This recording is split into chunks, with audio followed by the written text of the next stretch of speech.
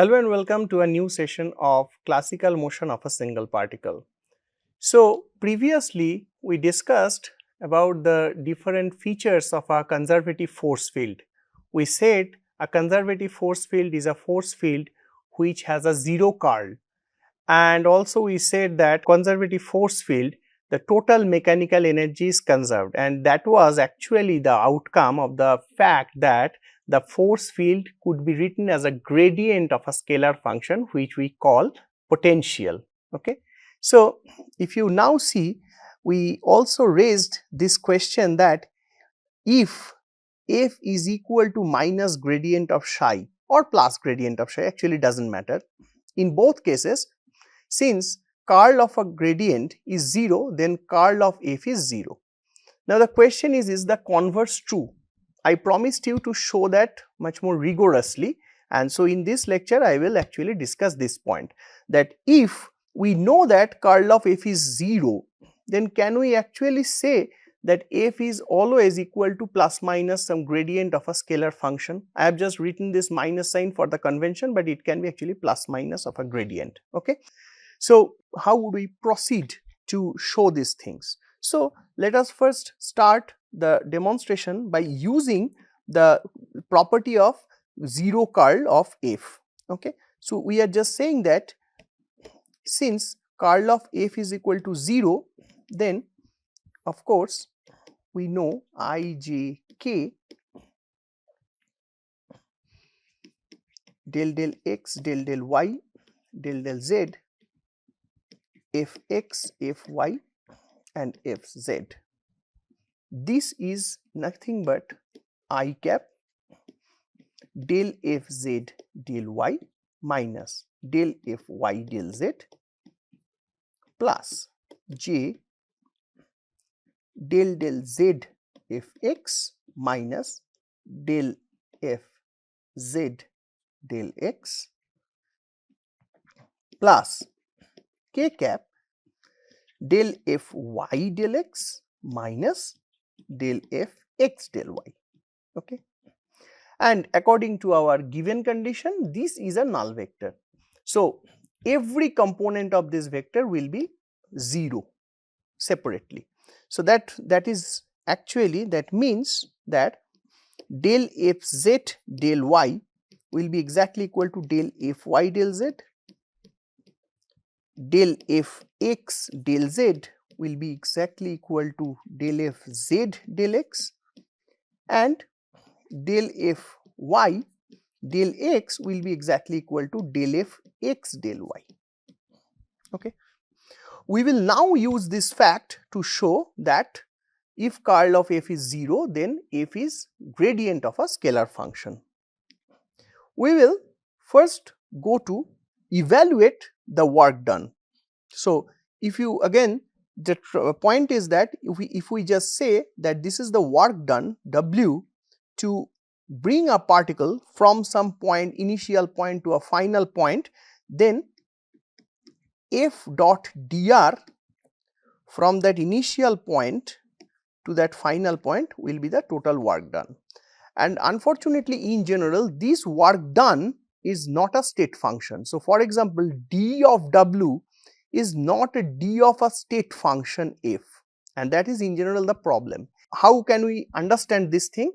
If your f is a state function, then d of f can be written as del f. So, if let us say f is a state function and it is just a function of x, y, z, these 3 spatial coordinates, then df is equal to del f del x, given y and z are constant, dx plus del f del y dy plus del f del z dz.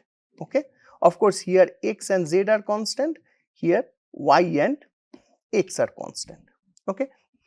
So, you see that whenever you write this type of thing, then you can actually say that this is an exact differential, and whenever you just integrate an exact differential, for example, d of f, then you know this is exactly equal to f, and if you integrate, for example, from some point x1, y1, z1 and 2x2, y2, z2, then this will be just the value, the difference of the value of f in x2, y2, z2 minus and I mean the difference between this value f of x2, y2, z2 and f of x1, y1, z1.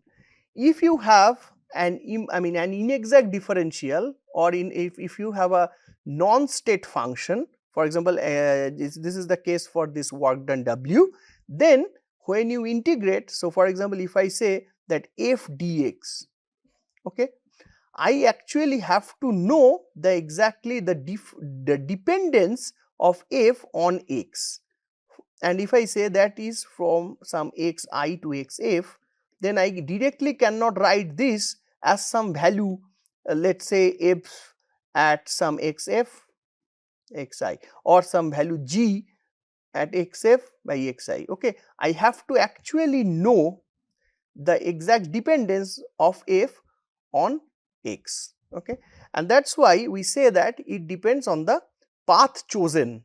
Okay, so how it is not only that it is not depending only on xi and xf, but it is also depending how you are going from xi to xf. Okay. So, this type of thing once again is very easy to understand. Again, by this example I have said, once again I am repeating, it is always good to revise those concepts.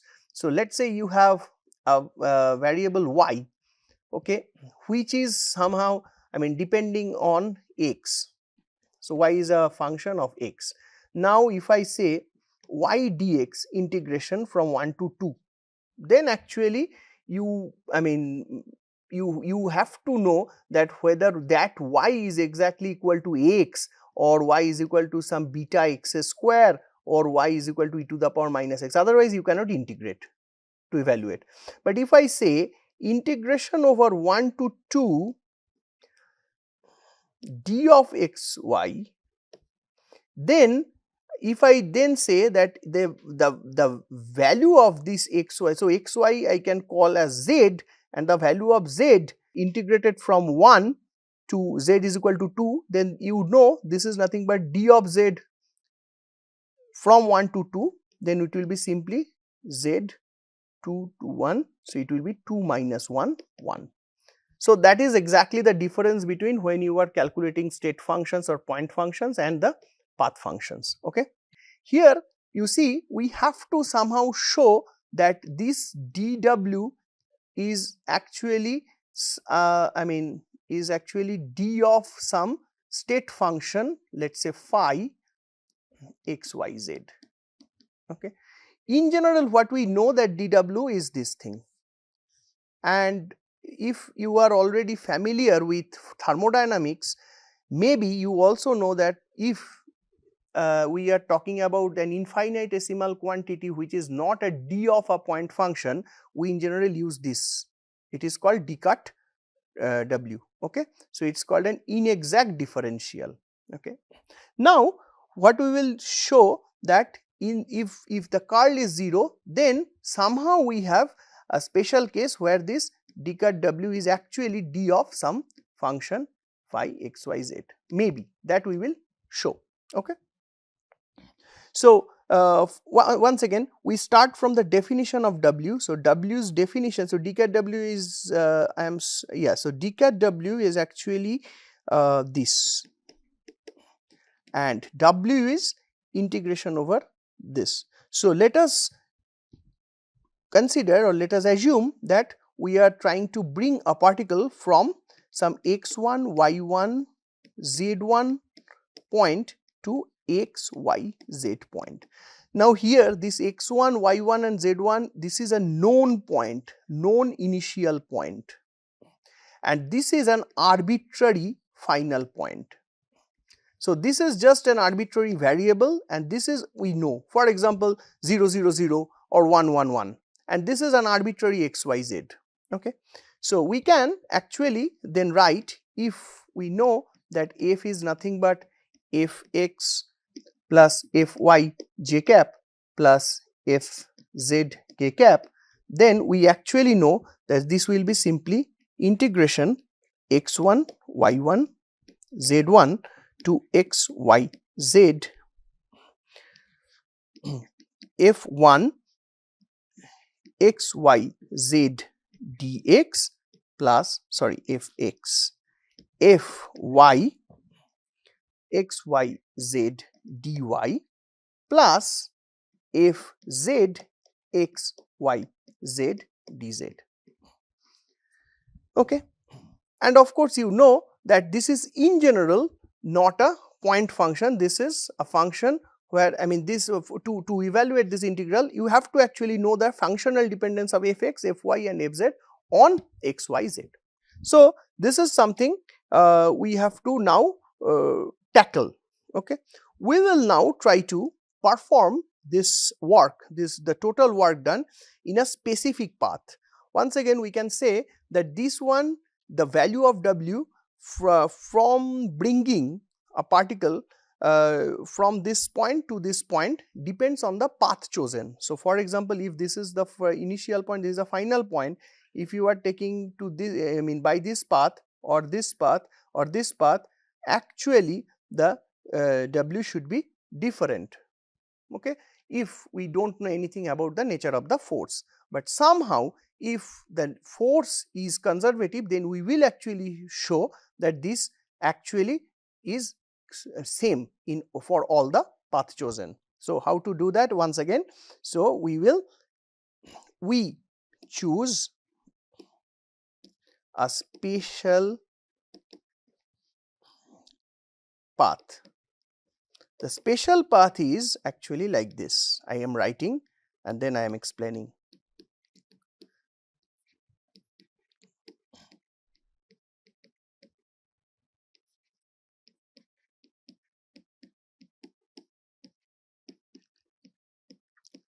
So, you see the special path is a little bit special in this way that first we start with this all three coordinates, then we selectively vary only the x coordinate, keeping a y coordinate and z coordinate constant.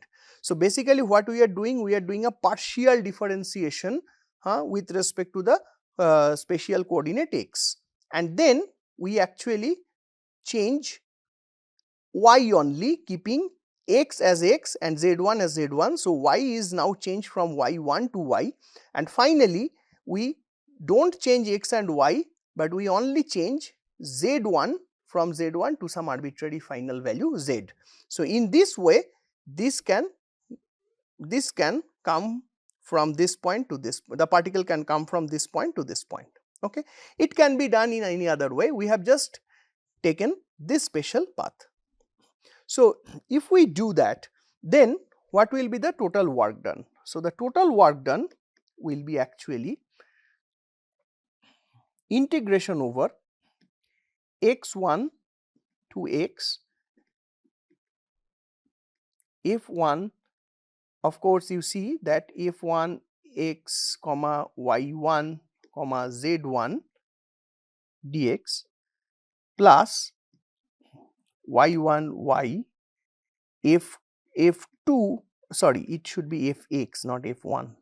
Let me check whether I have written this. Okay, yes, fx fy x y z1 dy plus integration z1 to z, yeah, fz x y z dz. Okay. Now, what exactly the reason for writing this? So, actually the proper writing is, I am just writing and then I will erase this part. So, the proper writing is actually, so f dot dr integration with this special path c star is actually equal to integration x1 y1 comma z1 to x y1 z1 plus x y1 z1 x y z1 plus integration x y comma z1 then x y z the sum on these three part integrals, or I mean how to say, the sum of these three sub integrals which are working on this. Now for this first integration, you see it's only x is changing, so dy and dz will be 0, and that's why from this first one I have only this contribution. From the second one I have dy is non-zero, but dx and dz they are 0, that's why I have this. And for the third, from the third one I have dz is non-zero, but dx and dy they are 0, and that's why the whole thing actually, so actually this is I mean all these three integrals are working on all the three, I mean all the f dot dr, but you see that the spatial, according to the spatial root, we have actually for each step of the root only one variable which is changing. So you can actually do this at your at hand. You can do this yourself to check that this is exactly equal to this one. I am now coming to this point once again. So I have, this is the total work done. Okay. Okay. Now if I write this thing del w del z, you see this is exactly equal to just this part f z x y z. Why this is just this part? That is because if you see that del w del z means that I am just changing w only by changing z, and here the variation in w, they are actually segmentized in three parts, and this is the part where only z is changed. So when I do exactly del w del z keeping x and y conserved constant, then actually it is nothing but this part which is coming. What is my del w del y keeping x and z constant? Yeah. So you see this is the part where you can actually think that okay, maybe this is only this part. Now there is a trick. You see that whenever I have, so of course this part will come, f y, that will come. So here the f y is a function of x, y, z1, that will of course come, but it will also act on this part, because you see here the this x and this y, this is actually already a variable. So you can actually write this is nothing but z1 to z del f3 del fz del y, and that will be a function of x, y, z times dz. Okay, that part will be possible, because you see the thing is here, the trick is that since okay, why okay, once again, many a times we have this confusion, so I want to clarify.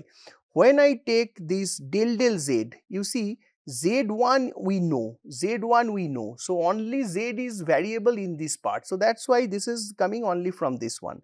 Here for this one, y is known in this part, but y becomes an arbitrary variable right from this one. So here you have a y and here you have an y. So whenever, so let's say now this one is integrated over z. Now this is still a function of x and y. Okay, and that's why del del y of that will not be 0. So that's why this del del y will act, and this is actually will commute with the integration which is only on z, and that's why you have finally this. Now since you see here we will smartly use the curl 0 condition. Since we have a curl 0, then we have these equations. And what is del f z del y? So del f z del y is nothing but del f y del z. So I can write this as del f y del z with the same variables x, y, z. Okay, and this is then, this is nothing but, this whole thing is nothing but a very simple thing. So del omega del w del y is then xz constant, okay, is then simply f y x y z1 plus integration z1 to z del f y del z x y z dz. Now, what is this simply? This is, you see, that nothing but, so the first one is f y x y z1, the second one is simply f y. So, it is only a differentiation on z, partial differentiation, and it is integration on z. So, they can nullify each other, okay, the effect of each other is nullified, and that is why you will simply have f y at x y z1 z, okay, minus f y x y z1. Now, this one and this one will go away and you will simply have this, okay. I can do the similar thing with the last one. So, I will now calculate del w del x, and this is exactly equal to f1 x y1 z1, but you see x dependence is here, is here, is here, okay, because I have changed x from x1 to x right from the first step. So, if this is the case, then I actually have two more terms, which is y1 to y del f y del x x y z1 dy plus z1 z del f z del y. I have to check actually. The first one is, so when I take del del x, so this will simply give you fx, this one will give you del fy del x, and I mean times dy, and then it will give you del fz del x dz. Yeah.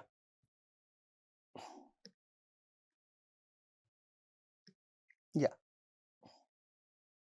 Del x x y z times dz. Okay. Now, you see this is simply fx and you have x y z1 plus, now what you have, again using zero curl condition, you will simply have, this is nothing but y1 to y, this will be del fx del y x y z1 dy plus z1 to z, this will be zero curl by zero curl condition. So, again I am writing like this so that you can understand, by zero curl, this will be del f x del z, change, yes, del z x y z, okay, I am just writing by zero curl, by zero curl. So, I write del fx del z dz. Now, what is happening? It is a beautiful result, as you can see, fx x y z1 plus, what is this? It is simply I think fx x y z1 minus, so this I mean will be simply fx in this, I mean the the difference of fx in this two limits, okay, within these two limits. So, minus fx x y1 z1, this is from this one, okay, this two came, and from the last one we will have then finally plus fx x y z minus fx x y z1. You see fx x y z1 goes away. So this is x y1 z1, I just y1, yeah. So to be very honest, this will be a y1, and so this is actually going away with this one, and this one is going away with this one actually, okay. And it does not matter finally.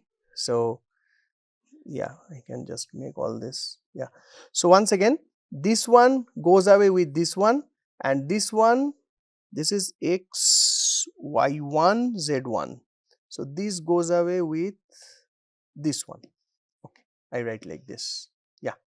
And this one x y z1, this goes away with this, okay, yeah. So finally I am left with this, okay. So you see, now I have a condition where I have fx dx plus fy dy plus fz dz is nothing but del w. W is now just a, I mean, you can see that w is just a function of one point. This is x, y, z, you see, and this is nothing but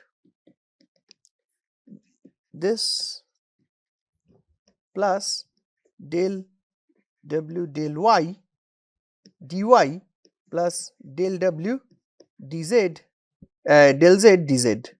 If you just see all these things, so right from this and this, you just accumulate and you just say this, and you just multiply dx, you just multiply dz with this part, you just multiply dy with this part, and you just multiply dz with this part, and finally you will get this one. I can call w as minus phi, which is a state function, okay, and you can simply say this is nothing but